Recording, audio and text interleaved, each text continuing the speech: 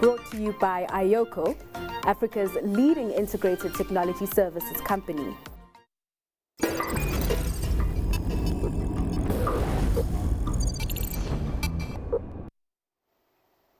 It's time for Tech Talk. Under 100 Rand, a smart price for a smartphone.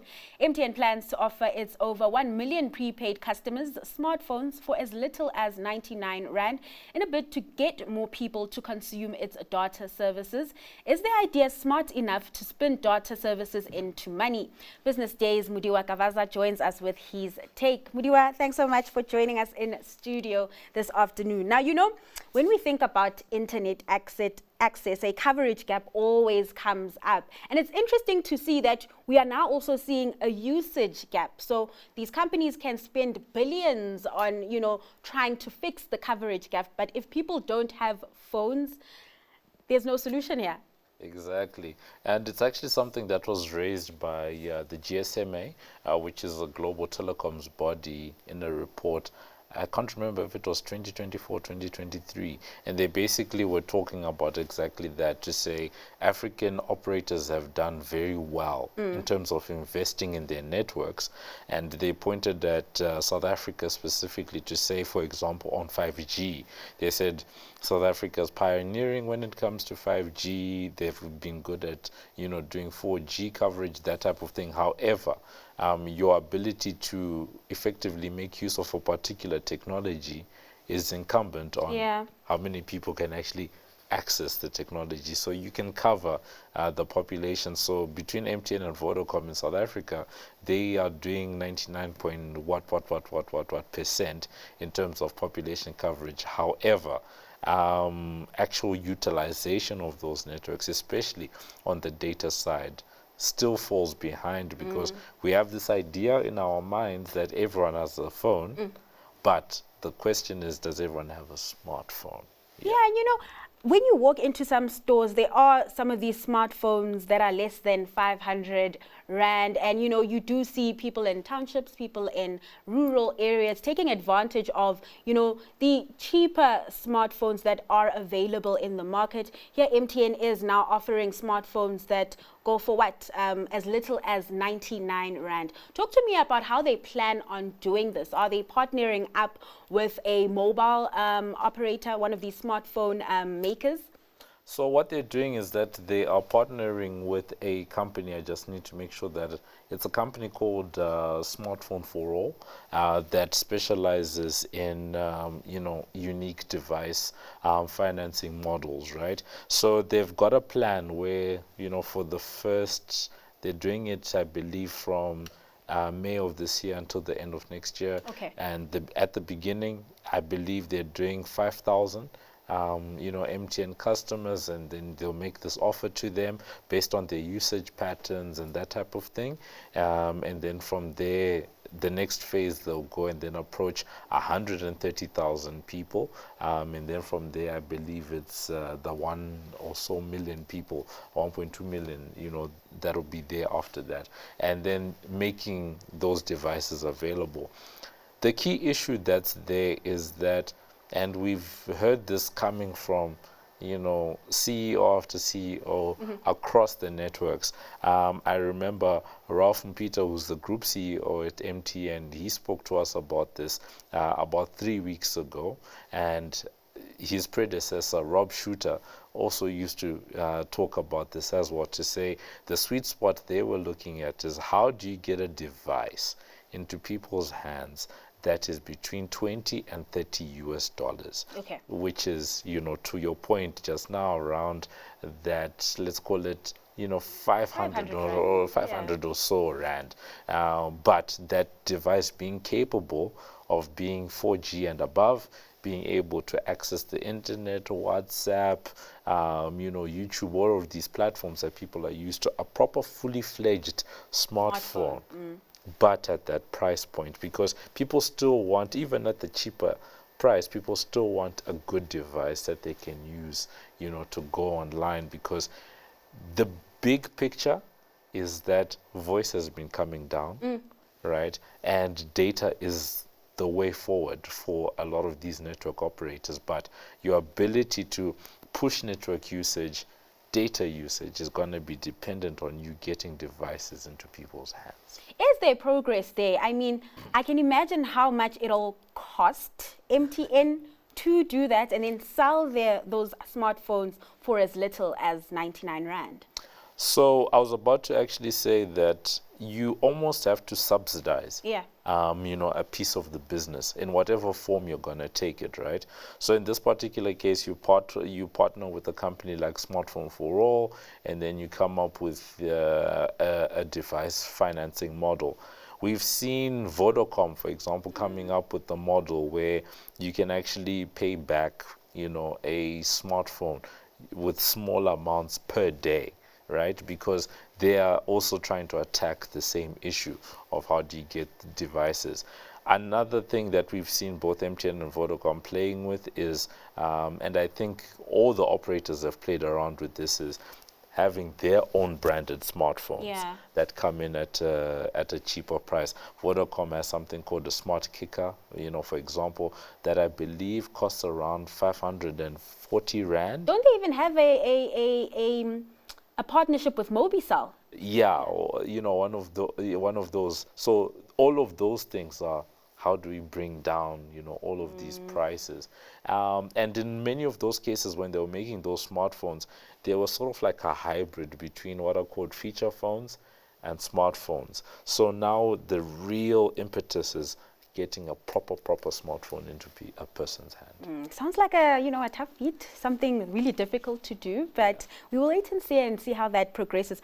Talk to me about the customers they are targeting, right? So they are targeting, people that don't have the money to afford these expensive smartphones like your Apples and your Samsungs, right? But I see that it's being rolled out in Gauteng, which is not necessarily seen as a province where you really need, a phone that's 99 Rand. I would imagine that you're targeting much more, provinces or rural areas where there really is a lack when it comes to discretionary spend. My view is that, and my read on the situation is that MTN is using Gauteng as a way to pilot. Okay. This model, because at the end of the day, this is a model that is meant to go out to 1.2 million of their customers, and they're focused on Gauteng. But if we remember, MTN as a company has about 35 million customers in South Africa. So that 1.2 or so million is actually a small number. So my read on the situation is that they're using Gauteng as a way to pilot, this project and see, how are people going to be using the devices? Do the economics actually work in what you call this, in practicality?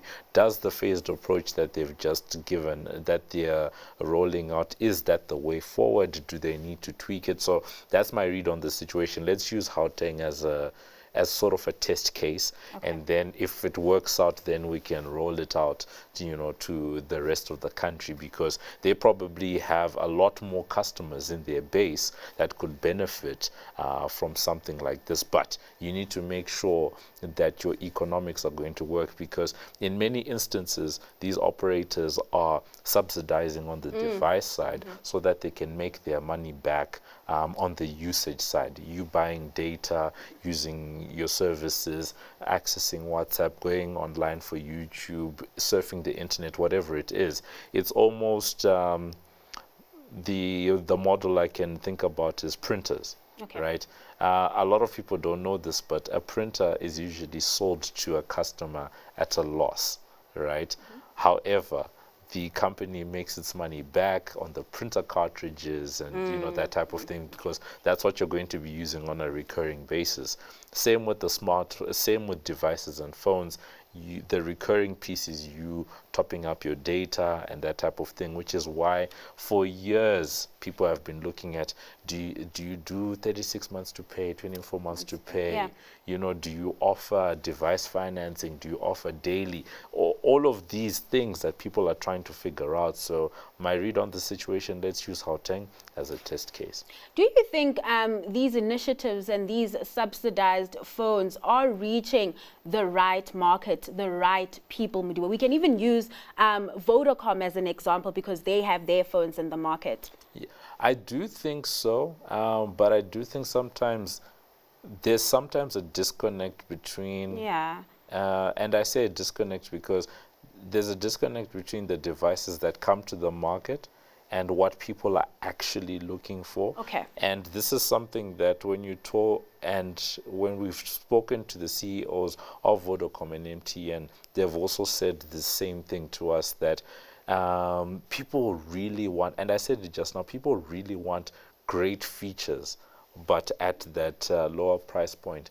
I'm reminded of a conversation we had with one of the smartphone makers, TCL, and their whole strategy in South Africa, they used to be called Alcatel in South Africa. Ah, yes, I remember that. But now they've rebranded, they're now TCL, and their whole strategy is all their phones in South Africa, they want to make sure that they're selling phones that are 2,000 Rand and below, because there's this huge demand for really great devices. But they're now looking at how can we get the biggest screen, the biggest battery, the best web experience at a very cheap price point. So you can already see there's a difference between the 2,000 Rand and the 500 Rand.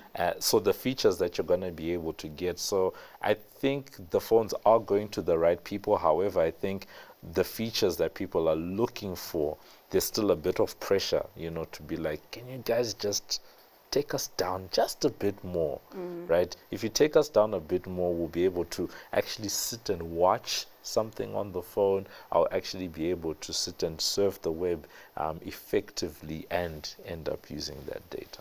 And Mudiwa, do you think this approach, to addressing the digital divide is perhaps a simpler approach? Because we've been seeing when it comes to fiber, the kind of issues that are connected there, the issue that's happening now between Vodacom and CVIH, Rimgrow CVIH, where there are competition kind of stumbling blocks. And it does seem like this kind of approach seems to be an easier process.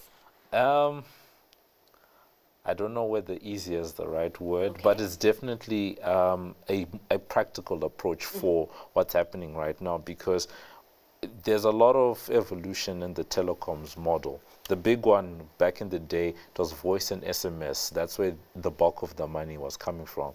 But now you've evolved and everyone understands that data usage is the way forward. Everyone is competing around people accessing the internet. Yes. Whether you're a fiber operator, to your point, or whether you're a mobile operator, everyone is trying to say, all right, access the internet through our network, right? But there's this device gap that's there. So let's get as many devices into people's hands as possible so that they can use our network, to access their devices. Because before you even get to fiber, because when you're now talking fiber, you're talking smartphones, you're talking laptops, you're talking tablets, that type of thing.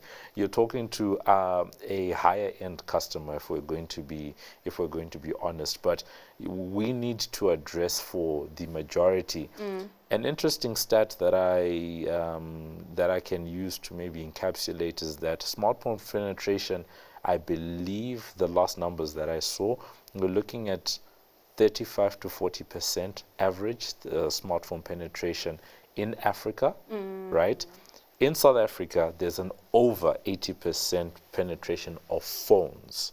Not smartphones. Not smartphones. Smartphones are said to be closer to 50%, to just above 50%. So it's much higher than the continental average, but still lower than where we think in our heads it is. And it comes back to what I said earlier. Lots of phones in the market, but are they all smart? And it's the smart piece where these guys have decided that the economics make sense. I mean, if you look at a network like Telkom, almost the entire strategy around mobile is data. Data, right? So if you're going to be a Telkom, you need people to have devices that use data for you to actually grow, your network. So that's where the real piece is, to answer your question, that everyone is competing around internet access, but it's now a question of how do people access the internet. And in a practical sense, the majority of South Africans still are accessing the internet on their phones. So let's get more phones into people's hands. All right, Mudiwa, thanks so much for your time and sharing those insights. That was Business Day's Mudiwa Gavaza.